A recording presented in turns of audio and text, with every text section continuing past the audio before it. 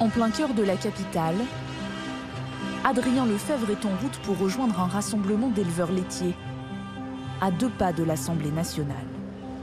On est content d'être dans les premiers à relancer sous forme d'indépendants les manifestations. L'objectif, clairement, on a le salon de l'agriculture dans 10 jours. Si on ne se fait pas entendre maintenant sur la question des prix et du revenu, eh bien, j'ai peur que les syndicats, comme le gouvernement, passent à côté des vrais problèmes des agriculteurs. Une quarantaine d'agriculteurs, de tracteurs et quelques prises de parole. On a des gens aujourd'hui qui viennent du Grand Est. Ouais! Une action uniquement symbolique, comme une piqûre de rappel, adressée directement au gouvernement, 10 jours seulement après la levée des derniers blocages.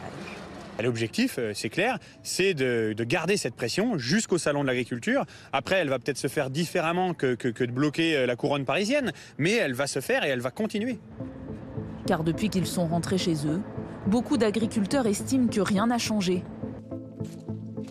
C'est le cas d'Arnaud Basset, éleveur de vaches laitières dans l'Oise. Il attend toujours une remise sur le carburant. Le GNR, on nous a dit dès février, vous allez toucher l'argent. Bon, voilà, on attend toujours. On n'a rien sur le compte en banque pour l'instant. Cet agriculteur a participé au blocage de l'autoroute A1. Aujourd'hui, il est plutôt pessimiste quant aux promesses gouvernementales. J'avais espoir, quand j'étais sur la 1 avec mon tracteur, de dire qu'ils allaient changer le logiciel, j'y croyais. Aujourd'hui, je pense qu'ils sont surtout en train d'amener de l'argent. Alors là où il y en a besoin, c'est sûr, mais sous forme de pansement. C'est-à-dire qu'en fait, on est reparti dans un système où le monde agricole n'arrive pas à survivre, n'arrive pas à vivre de sa production, donc on va colmater. En fait, on va donner comme si c'était une catastrophe naturelle alors que c'est tous les ans, quoi. Des mesures dites d'urgence qu'il estime inadaptées, au moins insuffisantes aux besoins du monde agricole, et surtout qui prennent beaucoup trop de temps à se mettre en place. À 800 km de là, en Haute-Garonne, Jérôme Bail fait le même constat.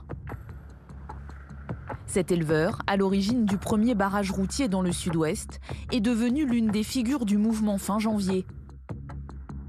Et aujourd'hui, depuis sa ferme, il surveille l'avancée des dossiers, la concrétisation des annonces du Premier ministre. Pour l'instant, il est déçu. Je sais que les dossiers avancent, mais pour nous, ils n'avancent pas assez vite parce qu'on est dans des situations compliquées et qu'en fait, on a mis tellement de règles complexes il y a bien longtemps que maintenant, on s'aperçoit qu'on ne peut plus rien faire parce qu'on est ficelé par des règles qu'on a déjà fait. Alors, on refait des règles pour changer les règles. Normalement, il va falloir resimplifier l'agriculture. Il va falloir que tout le monde s'assoie autour d'une table. Les agriculteurs, l'administration, les syndicats et l'État. Et que tout le monde, vraiment, se mette autour d'une table et qu'on reparte l'agriculture simple. Et qu'on reparte sur des bases simples.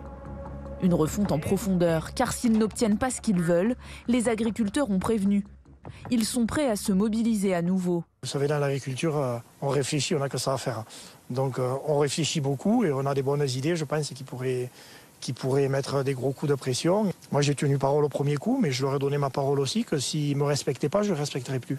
Et que s'il fallait repartir, on repartira. Mais voilà, c'est pas exclu tout ça.